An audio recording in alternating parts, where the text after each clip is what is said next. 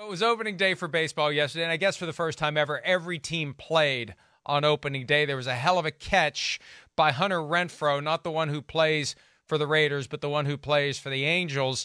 Best sports day of the year. Any sport, any day. That's our draft. Peter, you're up.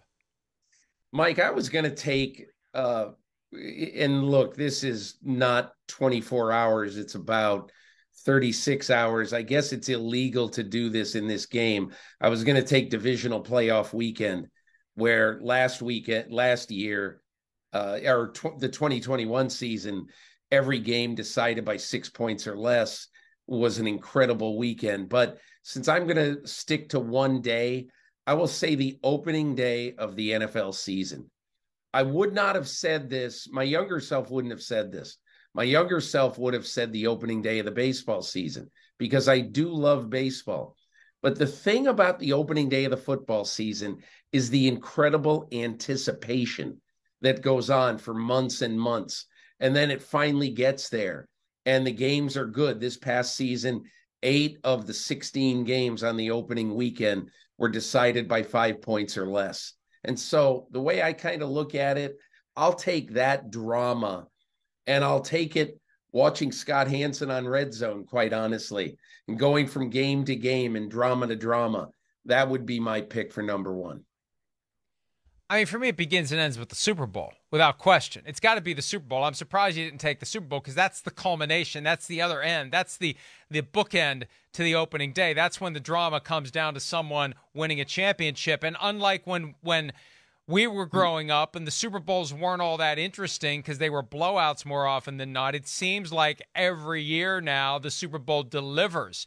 The blowout is the thing that stands out. It used to be the good game was the aberration. You waited 5 years or longer for a good game. Now it seems like it delivers every single year.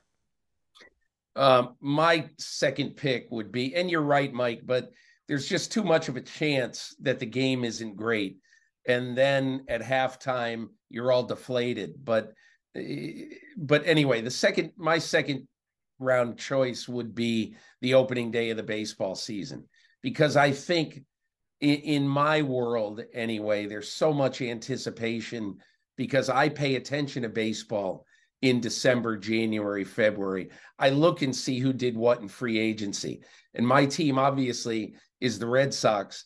And every year I make sure that I'm in a position where I can see it. And unfortunately this year I just couldn't see it because I was traveling. But I would make the point that just the idea of being able to see the green grass, and it is spring bursting out all over the place.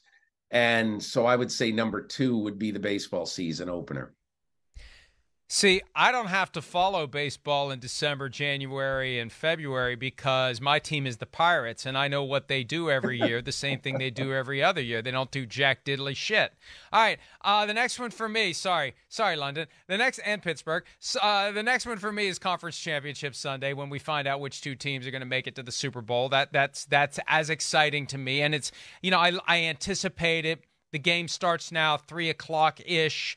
You have time to work, get a little workout in, get a nice menu ready to go, and you just have that 6-hour window of. And now this you get some games that aren't very exciting potentially if the 49ers get down to no quarterbacks, but still we know by that evening which of those 4 teams will be getting ready to play in the Super Bowl.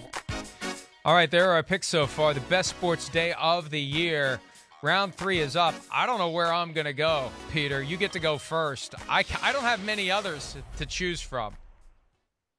I'll say the opening day of the NFL draft.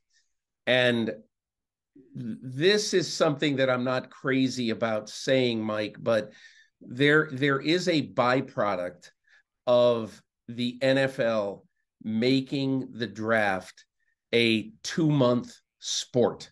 And that's what the NFL has done now. March and April, you have a little bit of an interruption for free agency. But there is so much hype and so much everything for everything that you can anticipate, honestly, for the draft. And right now, what I would say, honestly, is that is the day when it kicks off, that the adrenaline really rushes around 6 or 7 o'clock, because you're waiting to see teams open their Christmas presents.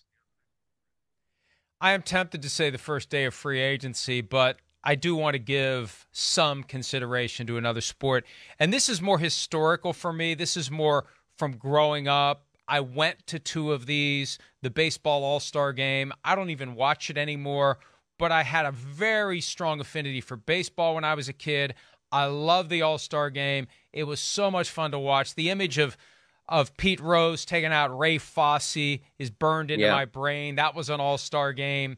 I went to the Cincinnati game in '88, the Pittsburgh game in '94, and it just has a lot of nostalgia for me, even though I don't watch it anymore.